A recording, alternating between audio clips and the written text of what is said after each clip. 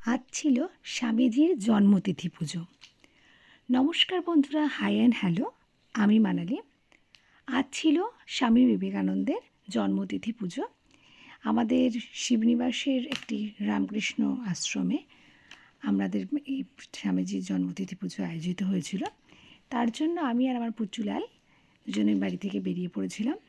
বাড়ি থেকে বেরিয়ে যাওয়ার পর কিছুটা হাঁটার পর টোটোর জন্য আমরা অপেক্ষা করছিলাম। তারপর টোটো আসার পর আমি আর আমার পুচুলাল উঠে পড়েছিলাম টোটোতে, এবং কিছুক্ষণ যাওয়ার পরে আমরা আমাদের পুজোর ওখানে পৌঁছে গেছিলাম। আমাদের যেতে একটু লেট হয়ে গেছিলো, সেই জন্য পুজো হয়ে গেছিলো।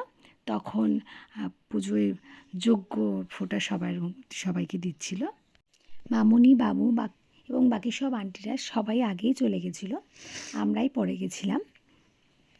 পুচুলাল ওখানে গিয়েই তার দাদার কোলে উঠে পড়েছিল। আমাদের এই আশ্রমে সমস্ত তিথি পুজোগুলি হয়ে থাকে। আশ্রমটি নতুন করে বানানো হচ্ছে, তারই কাঠামো তৈরি হয়েছে। তারপর প্রসাদ দেওয়ার পর্ব শুরু হয়েছিল। সবাই একে একে প্রসাদ নিচ্ছিল এবং সবাই রামকৃষ্ণদেবের ভক্তিমূলক গান করছিল।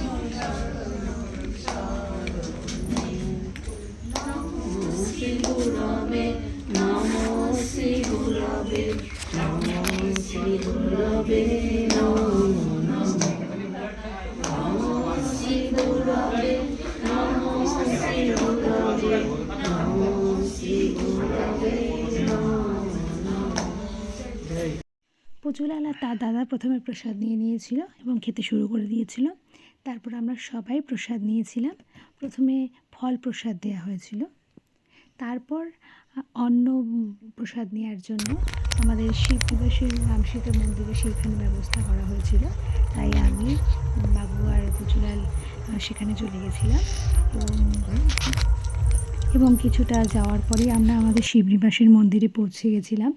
এটা আমাদের জাগ্রত শিবনিবাস মন্দির, এশিয়ার দ্বিতীয় বৃহত্তম শিব মন্দির। আর আমাদের আজকে প্রসাদ গ্রহণ করার জায়গাটা ছিল রামসীতা মন্দির। সেই রামসীতা মন্দিরের পেছনেই প্রসাদ নেওয়ার ব্যবস্থা করা হয়েছিল। আমরা তাই সেখানে সবাই চলে গেছিলাম এবং প্রসাদ খেতে বসে পড়েছিলাম। আমরা সবাই লাইন দিয়ে খেতে বসে গেছিলাম। পুচুলালও আমাদের সাথে বসেছিল। মামুনি তখনও এসে পৌঁছায়নি এখানে। তো আমাদের প্রসাদ ছিল আজকে খিচুড়ি, বাঁধাকপি ঘন্ট, চিপস আর চাটনি, পাঁপড় আর পায়েস। তারপর প্রসাদ গ্রহণ করার পর আমরা শিবনিবাসের জাগ্রত শিব মন্দির দর্শন করে তারপর সেখান থেকে বেরিয়ে পড়েছিলাম।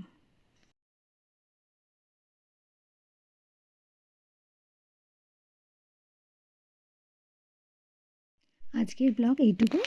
তোমার যদি আমার ভিডিও ভালো লেগে থাকে তাহলে অবশ্যই পেজটিতে লাইক, কমেন্ট, শেয়ার এবং সাবস্ক্রাইব করে দিও।